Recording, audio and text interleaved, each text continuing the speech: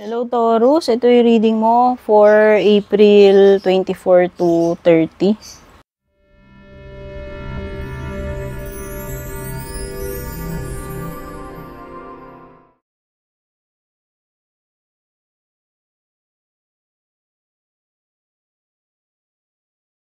Ano yung mga ganap, mga mensahe, mga dapat mong malaman. Pero lahat naman ng readings ko dito ay timeless Taurus, kaya kahit lumipas ang petsa na binanggit ko, no, valid pa rin naman itong ating reading.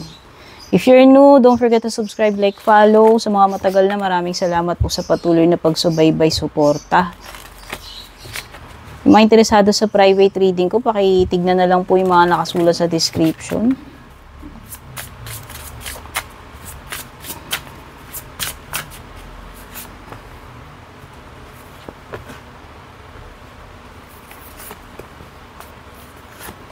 Coyote and Datura, the Hare and Oak, Hound and Pear, tapos Salamander and Black Pepper. Meron kang deceit, new opportunities, loyalty, inspiration. So far, maganda yung bungad ng mga cards mo.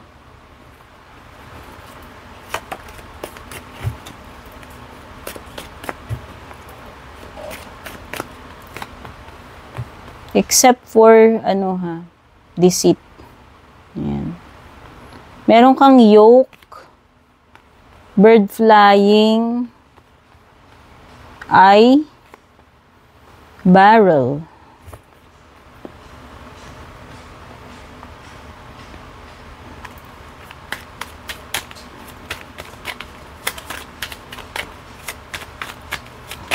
Oops.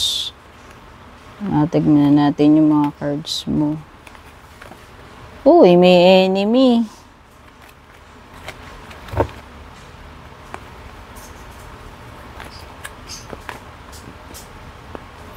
The Divine Feminine.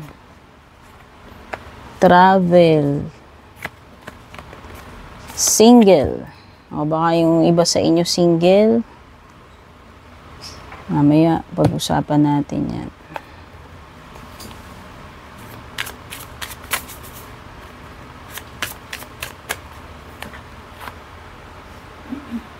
Okay, sige, pag-usapan muna natin. Wala pala akong space dito.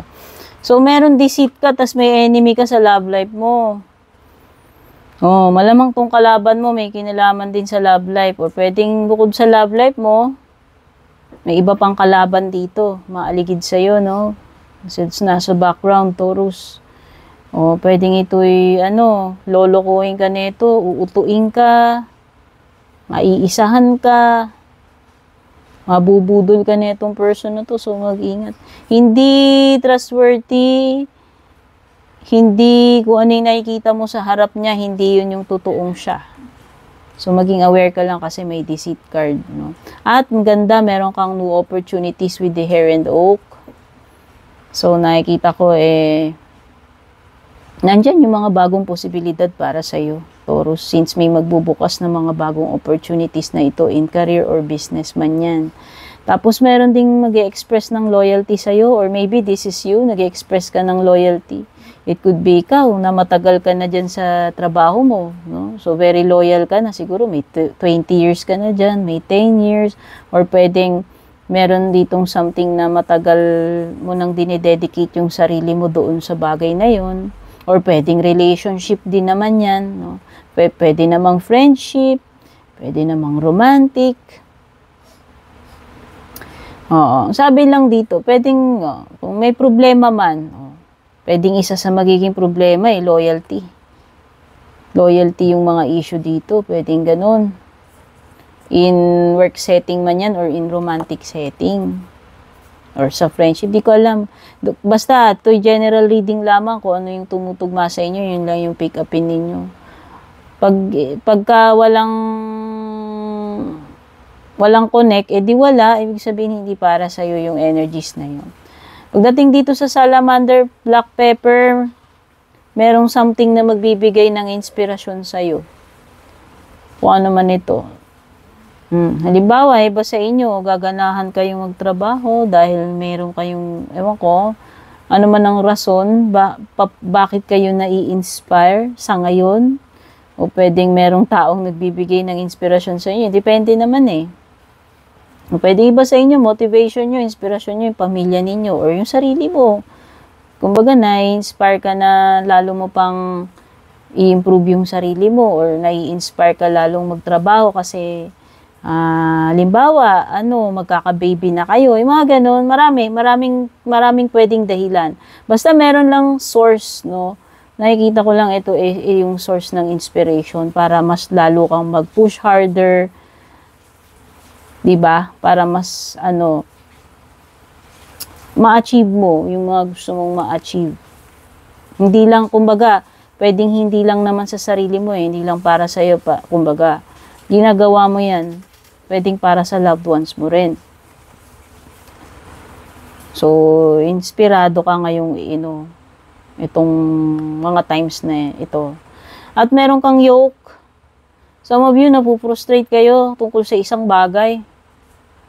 Or, ewan ko, siguro walang improvement, hindi kayo makaalis dyan sa ganyang situation, stuck kayo dyan, naging stagnant kayo dyan, or pwedeng nalilet down kayo na itong sitwasyon na to or tao na to. Meron ding bird flying, so may balitang paparating sa iyo. Sana ito ay positibo. Basta, ito na yung sagot sigurong hinihintay mo, mga mensaheng hinihintay mo, kumpirmasyon. Kung ano man ito na hinihintay mo, paparating na yan. Ito ay psychic ability. So, most likely, kung kinukutuban ka about something, mataas yung chances na, tama ka dyan sa pakiramdam mo. Okay? Baka kasi iba sa inyo, malakas ang intuition ninyo eh. Sinasabi dito, maybe meron kang psychic ability. Trust your intuition. O pwedeng iba na de-develop pa lang itong ganitong abilidad sa inyo. O pwedeng hindi nyo lang namamalayan na meron ka palang ganyan, no? Since bata ka pa, or kung kailan man nabuksan yung yung psychic ability mo na yan, or pagiging intuitive mo. Barrel, you feel something is lacking. Ito na nga yun, yung frustration. Kasi iba sa inyo feeling empty. You are feeling empty about something. Ayan, feeling mo may kulang eh. Siguro despite sa maraming pera, or despite sa ganito, ganyan, etc., etc. na meron ka. Alam mo yun, parang meron pa ring kulang. Siguro, meron kayong specific na hinahanap. Kaya siguro hindi kayo fulfilled, hindi kayo happy dahil dyan. O sabi dito, something is lacking. Yung iba sa inyo, pwedeng successful kayo pagdating sa kaperahan, sa karir nyo, sa negosyo. Pero pagdating sa love life, bokya kayo, wala kayong jowa, wala pa kayong asawa, or wala pa kayong anak. Or pwedeng iba naman, makulay ang pag-ibig ninyo, masaya kayo sa pamilya nyo, sa jowa nyo, pero pagdating sa datung, or pagdating sa success, sa career, doon ka naman hindi, alam mo yon, doon ka naman hindi bongga. Kanya-kanya eh. Kanya-kanya tayo ng mga bagay na feel natin na yun yung minsan kulang sa atin. Kahit marami na tayong na-achieve sa buhay minsan, or marami tayong blessing. Meron tayo pa rin, minsan may mga tao na meron pa rin silang hinahanap na hindi pa rin sila talaga contented or happy. Ito yun. It could be love, money, or goals. Yan.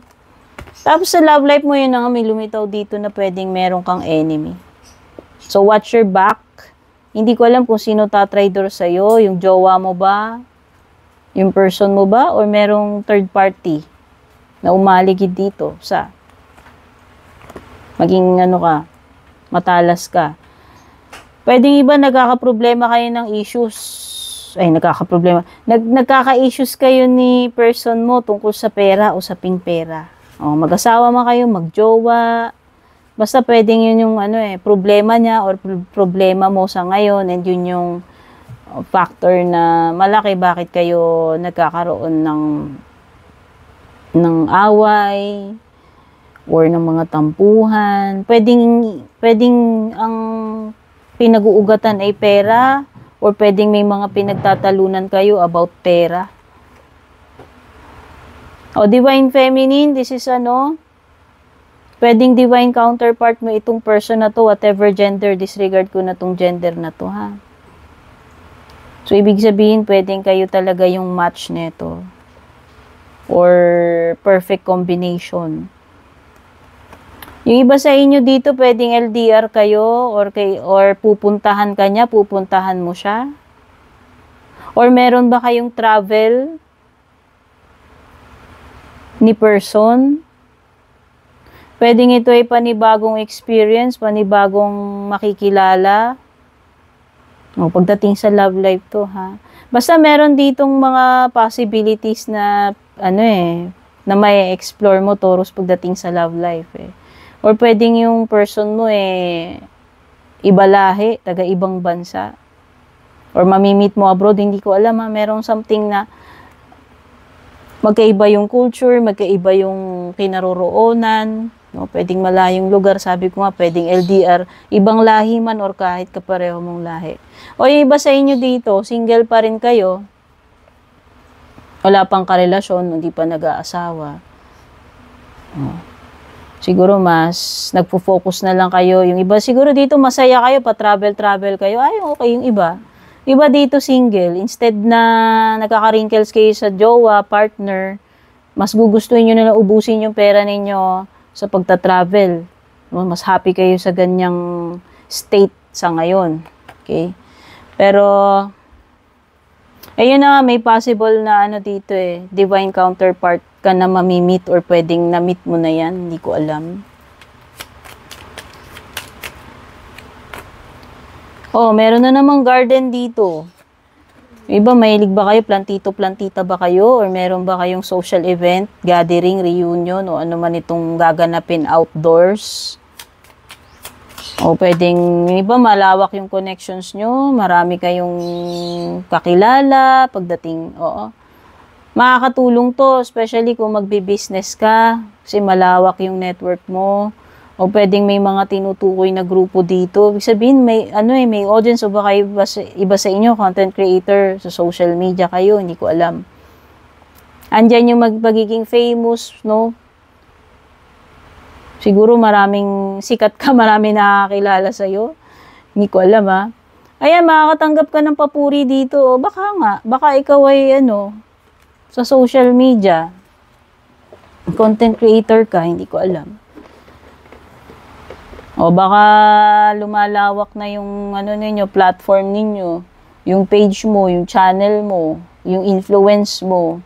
So, dito talaga yung intuition malakas, gumagana yung imagination mo, pwedeng may mga dreams, pwedeng iba dito, mataas ang emosyon ninyo, itong week na to, pwedeng iba, inspired kayo.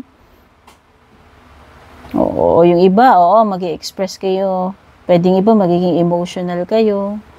Sensitive, or kung may nakakadil kayo na tao na ganun.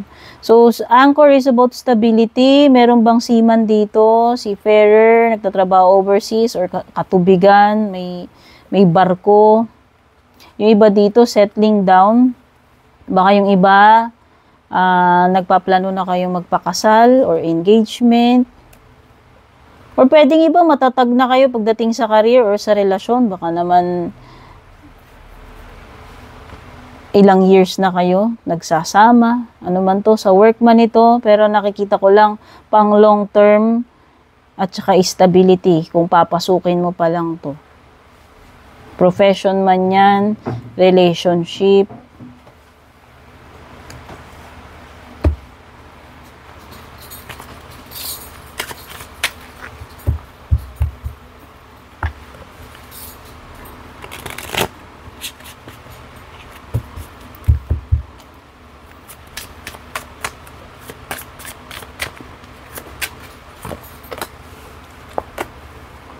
Okay, may air signs, Gemini, Libra, Aquarius.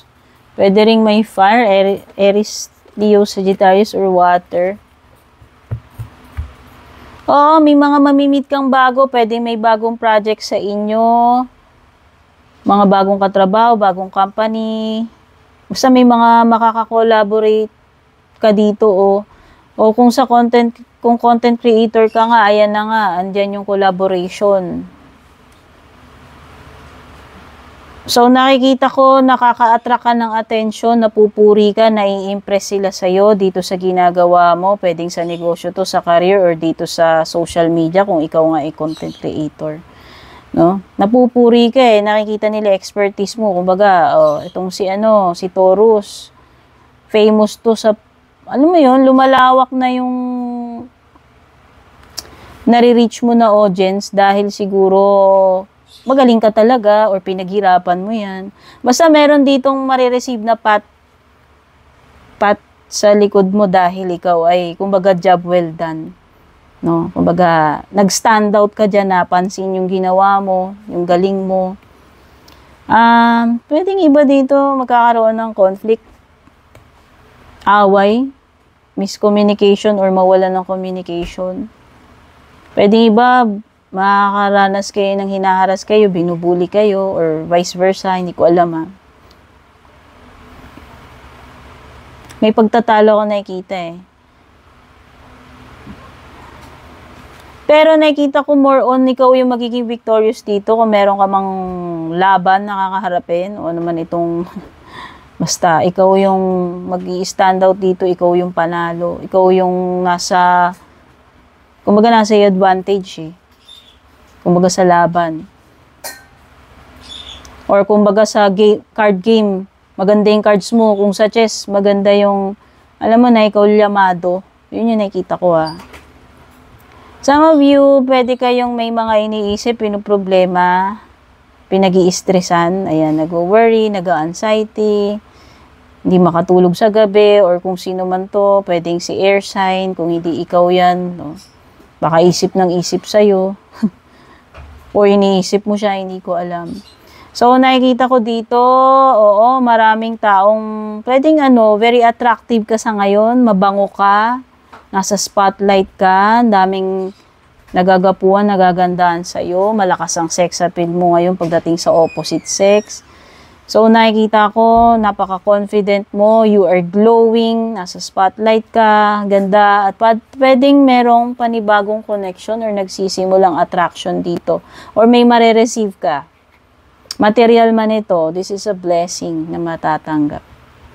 Okay, so yan yung reading mo, Taurus. I hope nagustuhan mo. Don't forget to leave a like dito sa baba, comment na rin, pa-subscribe, like, follow. Take care, God bless, babush. And kung balak nyo pong mag-book or mag-inquire ng personal readings ko, basahin nyo lamang po itong nakasulat sa screen or yung nakalagay sa description.